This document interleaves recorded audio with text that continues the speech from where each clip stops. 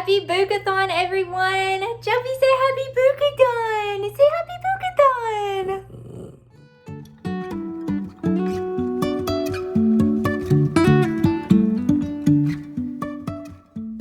Hey friends, so I am still kind of trying to decide what I want to do for my TBR for BOOKAthon, but I don't know. I feel like I'm going to struggle to read 4 books in a week.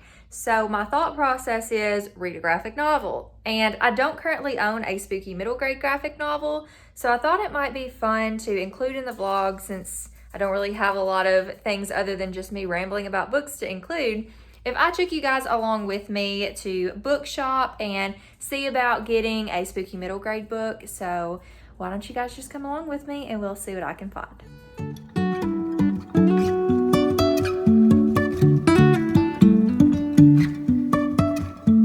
Life is a winding road, no telling where it goes.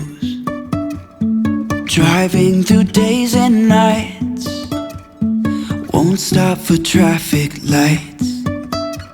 And I really wanna know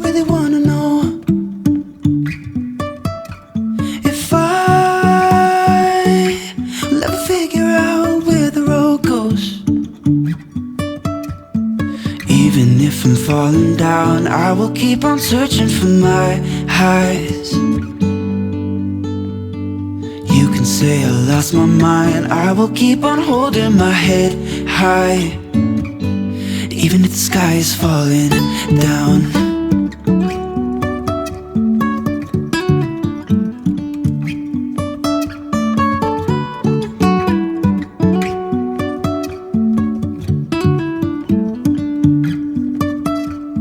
Jumping from cliffs so high, trusting our wings to fly. Sometimes we're crashing down, but we get up and start from the ground. And I really wanna know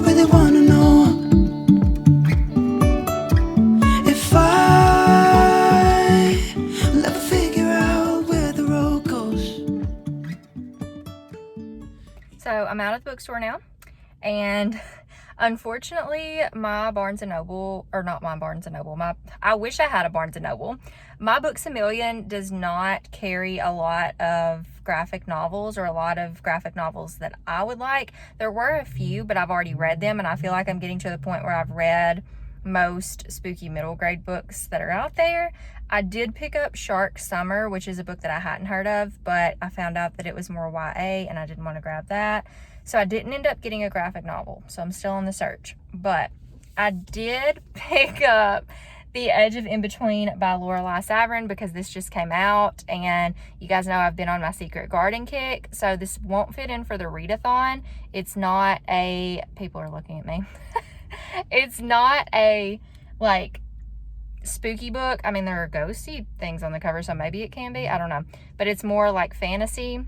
And all I know is that it's kind of a secret guarding reimagining, I guess. But I'm very excited to have this in my hand. So I didn't leave empty-handed, but I didn't get what I wanted. So I will check back in later when I figure out if I can find a spooky middle grade. If I'm falling down, I will keep on searching for my highs. You can say I lost my mind, I will keep on holding my head high. Okay, I did finally find a graphic novel. It took some digging and asking around, but I did find one. So the graphic novel that I'm going to be reading for BOOKAthon is going to be No Place for Monsters by Corey Merritt. So this is a little bit different than I thought it was going to be. I thought it was going to be one, shorter, and I thought it was going to be like the graphic novels where you've got the color pages and it's kind of in the block format, but this is one of those stories that is more, you've got artwork on each page and it's in black and white. So this is the story that we're looking at, and I'm still excited to read it. It's just not what I was expecting. So I do have a friend that's read this and she loved it, so she's hoping I will love it too. Hopefully I will. It's about these kids who go missing, but nobody remembers the kids. that go missing. Like, nobody realizes that they exist. And so these two kids do realize, and they're trying to figure out what is going on. And I have a feeling it has to do with this man up here. So that is my first book for BOOKAthon. And then I also have the Clackity, which I'm very excited about. Laura Simpf, the author, sent me this book so kindly, and I'm very excited because she also sent me bookmarks that are signed. Oh, look at that. And she personalized the book too. So this is the book that has something on the cover that scares me. This is going to be on the back cover. It's not on the back cover of this yet, but this is what scares me. It's that creepy eyes and the creepy smile. So excited to have this, and this is personalized as well. It says, Keisha, with gratitude from one spooky story fan to another. How freaking sweet is that? Like, this is one of my favorite things now.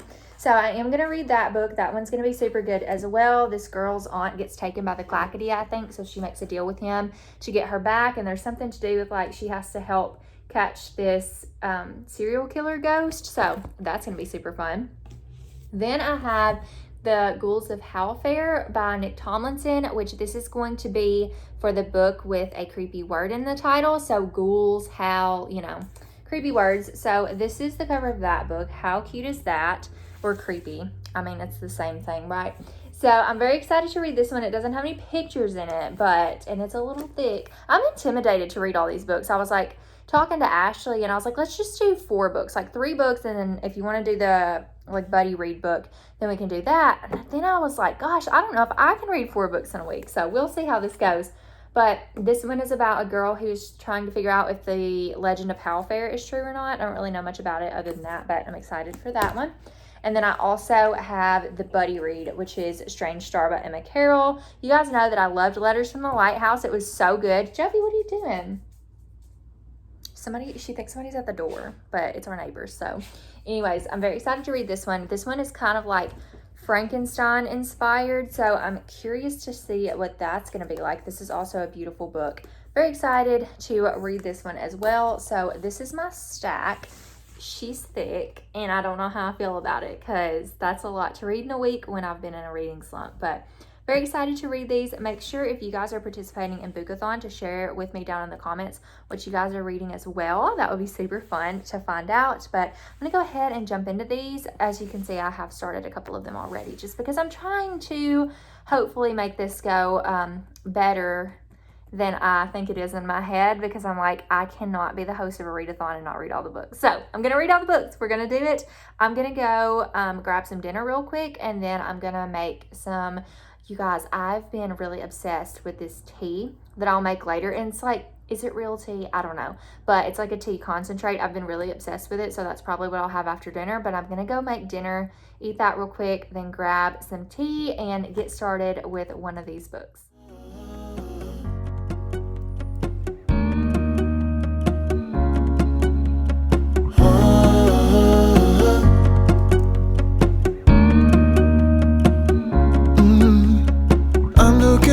From my window, sun's coming up like the day before. You're like a stone on my pillow. I don't make a sound when I shut the door.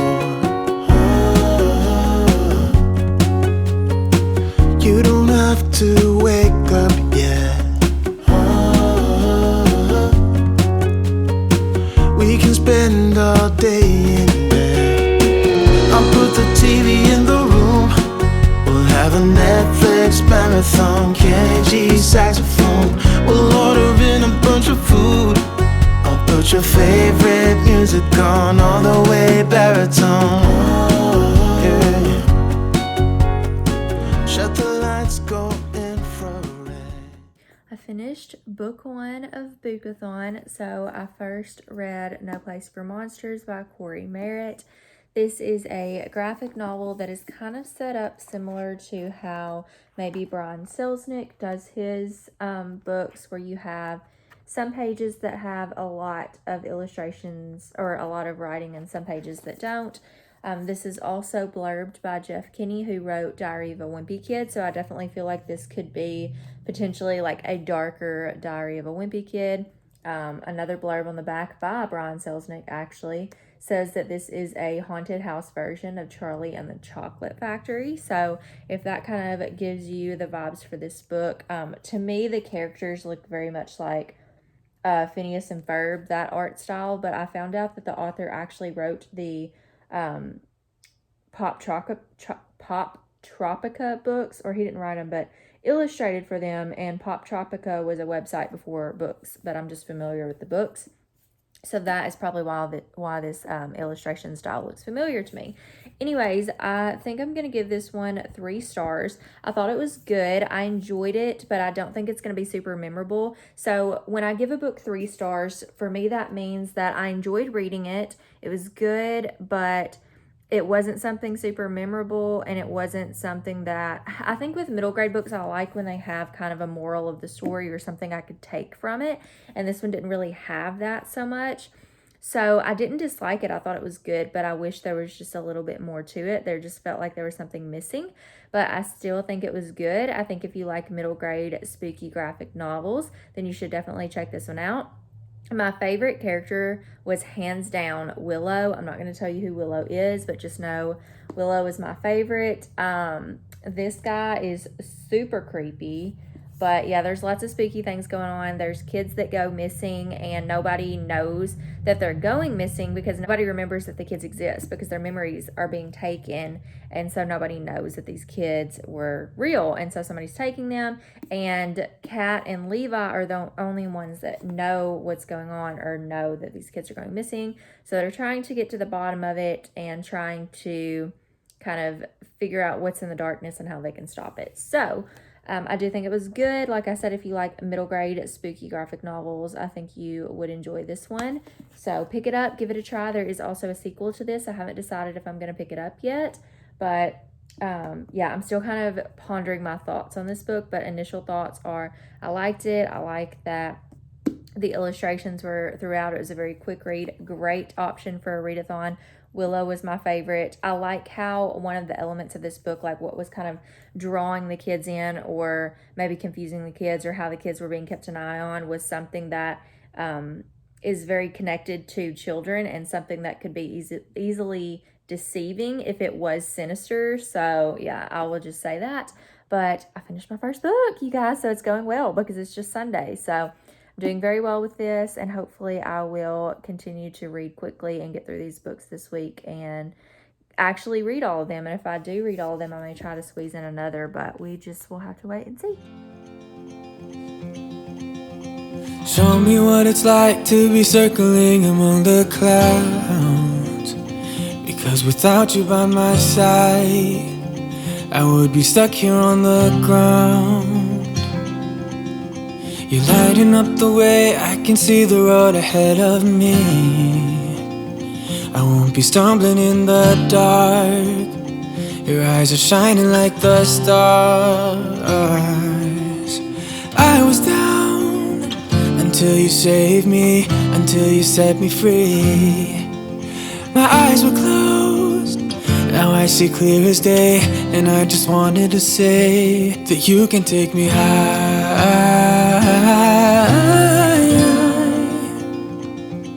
Feels like I can fly. I haven't been updating the vlog like I intended to. It has been kind of a crazy week. It's been a busy week, and I had only read 1 book for the longest time. So it's actually Saturday night, and I just now finished The Clackity by Laura Simpf. So I wanted to get on here and tell you guys my thoughts. I also kind of want to read just a little bit of it because it doesn't come out until June 28th. So I kind of want to give you guys a little bit of a teaser about the book in case you're interested. So I want to start out by just reading a couple of sentences to you from the beginning, just so you guys can get a vibe for the writing style and kind of see how the story starts out. So this is chapter 1. There was no shortage of otherworldly concerns in Blight Harbor, mainly because it was the 7th most haunted town in America, per capita. Nearly everyone had a ghost living in their house or knew someone who did, and we all steered clear of the pair of seats in the movie theater that were always taken and the street light on Derry Road that flickered if you stood under it at night and told a lie. There was the mirror in the town hall foyer that refused to reflect anything, which worked out just fine because we were all pretty sure the mayor was descended from a long line of vampires on her maternal grandmother's side, although the mayor's husband was a regular guy named Steve. There were 100 other things about Blight Harbor to worry about if you weren't used to them, but most of them were basically harmless. Most of them, anyway. Which is why it was so strange that the only things bugging me this morning were the ordinary kind, as in A, how late I was going to be to my summer job volunteering at the library, and B, how completely frustrating my Aunt Desdemona was acting over breakfast. It wasn't as if we didn't both have places to be. Aunt Des had ghosts to dispel or poltergeists to ward off or something, and I had to get to the library, but she insisted we sit down for eggs and toast, which meant we were both going to be late. Being late was on my list of things that made my hands get all sweaty and my leg bounce like it had a mind of its own. I mean, it was nowhere near heights, but lateness was somewhere between tight spaces and public speaking. Since I didn't like sweaty hands and fidgety legs, I was pretty much never late for anything. So I sat waiting for the toast to pop, steaming just like my eggs under their fogged-up frying pan lid, and opened Friday's newspaper to the third page of the community section. There it was, top right-hand corner like clockwork. Dear Desdemona, it's not a ghoul, it's a gift. Aunt Dee's advice column had been running for a couple of months, and almost immediately it had expanded from space available to twice weekly. Even after living their whole lives in Blight Harbor, there were still plenty of people who couldn't figure out how to solve their supernatural problems on their own, which meant there was no shortage of letters coming in for Aunt Dee. Over the top of my newspaper, Aunt Dee finally handed me toast, soggy eggs, yogurt, and a cup of tea, all balanced on a china plate that felt like it might fall apart if a bell rang too loudly. At the sight of the weak tea, I sighed dramatically. Can I please have coffee? Not that Des ever actually let me drink coffee, but it didn't stop me from trying. This is one of my favorite quotes or parts of the book. Aunt Dee shook her head without even looking at me. Evelyn, tea is much more interesting than coffee. A good cup of tea makes you more centered. Coffee just jangles your nerves and makes you unpleasant.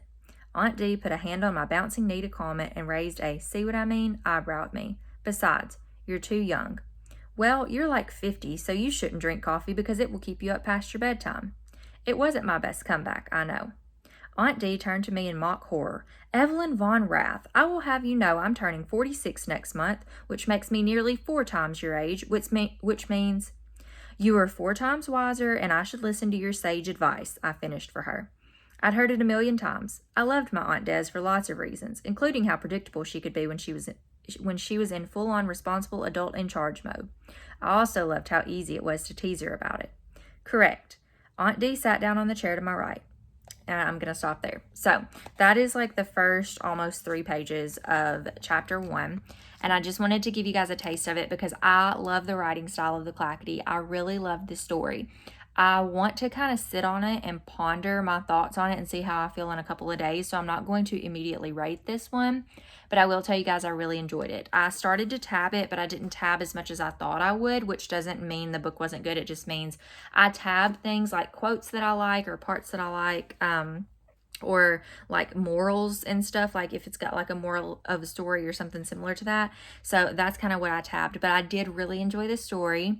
I don't want to say much more about it, just that I loved it. I really enjoyed reading it. I love the illustrations. I absolutely love the writing style. I will definitely pick up more from Laura Senf, but I think I'm going to wait and kind of conclude my thoughts later on this month because I had said that I think this is probably going to be my new favorite, or this had the potential to be my new favorite spooky middle grade. And I don't know if it's like a new favorite or my new all-time favorite spooky middle grade. So I want to really sit on it because I know that's typically how I am with books, is when I finish a spooky middle grade, I make like split decisions, but later on I'm like, I think this might actually be my favorite spooky middle grade. So I do want to hold off on that, but I will say that I am so impressed with Laura Senf. This is her debut novel, and I honestly can't believe this is a debut because the writing is so perfect. And for an arc, I don't think I caught any errors, or I didn't notice any errors in this book for this being an arc. So that was really impressive as well. I really loved the story. I loved how she kind of weaved her faith into parts of this as well and put really nice messages about it. I do think that people who like Coraline would love this book because it's very similar in vibes to Coraline. It's very much adventurous. There are different stages throughout the story that Evie has to go through as she is trying to rescue her Aunt Desdemona from the Clackity that lives in the abattoir, I think is how you pronounce it. In the book, or the slaughterhouse. So it's so good. It's so atmospheric. There's so many great elements of the story. It's very fantastical and creepy, and I think you guys would love it if you love spooky middle grade. So when June 28th comes around, definitely pick this one up, but I highly encourage you to go ahead and put this on your pre-order list because it was so good. Like, I just can't see how somebody can disregard the human. Like, when that happened in the story of just like, like, you're human. Like, how would you feel if somebody did that to you? You know, like if the tables were turned, would you? And I mean, I guess some people would like give their lives up for experimentation. Some people do, I mean, for different purposes, but I just can't imagine it. And especially Lizzie not being willing, like there was no consent there. It's not like she willingly offered her body up to be an experiment. It frustrates me, and I can't process how people, and I know there are people like that, but I can't process how people could just think past like, oh, this is just anatomy. This is just part of, this is a body. This is an object, and it's not a person. I can't. It hurts to think about that. So. And I'm not condoning it in any way, shape, or form, but I think for some people, and in this case, I feel like it was in her mind, it was sacrifice for the greater good. Sacrifice the one for the many, because she thought that if she could create life and bring people back, then it would help. And I think sometimes people in our lives, like in everyday life, sometimes, like people said, it's tunnel vision, it's obsession, and they think that, these few have to suffer, but look what I'm going to be able to do, and look who I can help. Yeah. I think it's interesting. It's so fascinating because there could be 1,000,001 reasons why everybody's mind works so differently. All right, y'all, it is the end of BOOKAthon. This was such a fun time. Me and Ashley really enjoyed hosting this for you guys. I'm so thrilled with how many of you guys participated. We had such a good turnout, and we made lots of new friends, and I love that there are so many other people out there that love spooky middle grade books as much as we do. So thank you guys so much for being a part. I will briefly wrap up what I read. I didn't get to one of my books, which really bums me out because I feel like I'm going to love it, but I'm just going to save it for the fall. So I did finish reading No Place for Monsters by Corey Merritt, and I ended up giving this one, I think 3 or 3.5 stars. I can't remember. I think I gave it 3, but this is a really cool one. I love the way that it's illustrated. It is a graphic novel, but it's done more like kind of Diary of a Wimpy Kid type deal, and it's very, very creepy. I did really enjoy this one. I just don't think I thought it was good, but it wasn't anything that just stood out to me that was different. But I am going to pick up the second book in this series because I'm still very intrigued by it, and I'm hoping that I like it even more. Then I read The Clackity by Laura Simpf, and I really enjoyed this one. This is definitely a new favorite spooky middle grade book.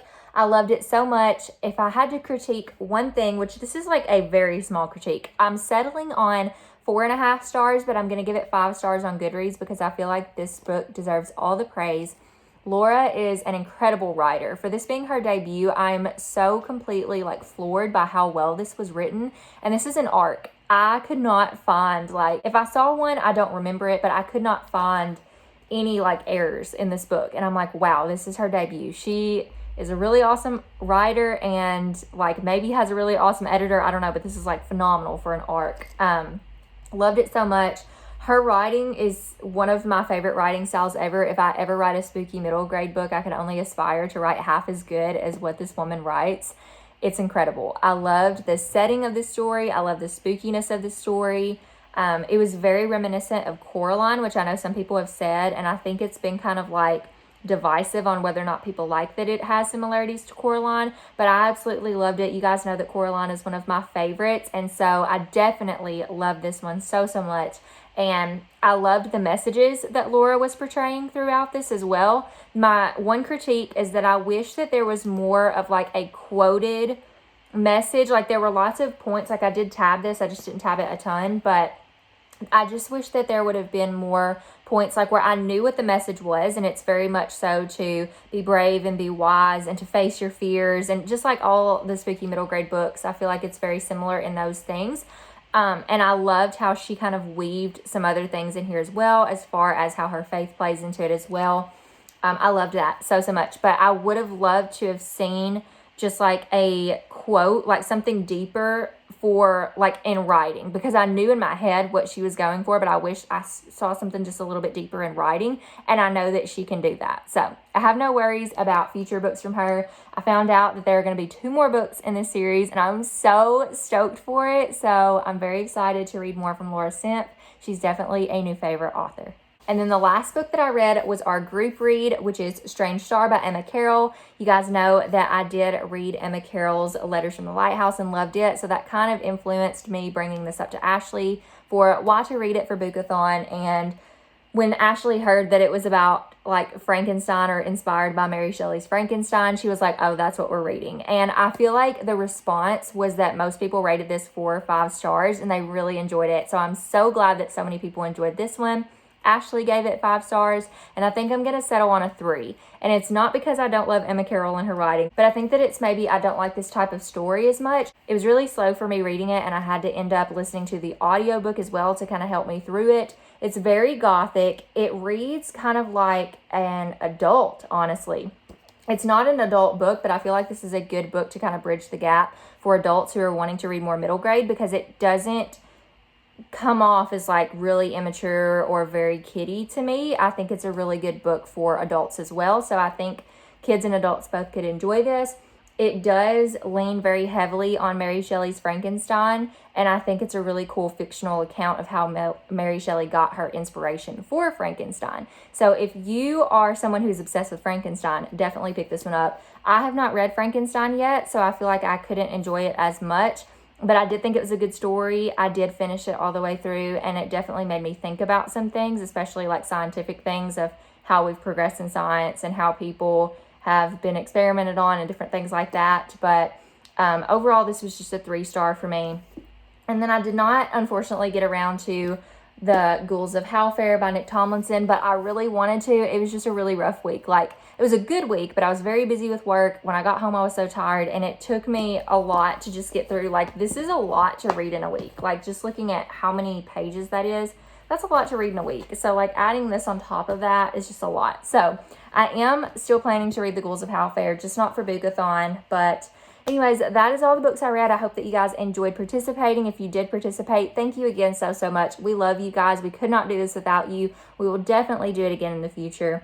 Yeah, so we had fun, and congratulations to our giveaway winner as well. We did do a giveaway, and Katie from Booksplained Mom did win our giveaway, so she is getting a spooky middle grade book in the mail soon. So congratulations for that. And then, like I said, we will do this again in the future. I hope you guys enjoyed this, and I hope you enjoyed the vlog. Thank you guys for watching, and I will see you in my next video. Bye, everybody.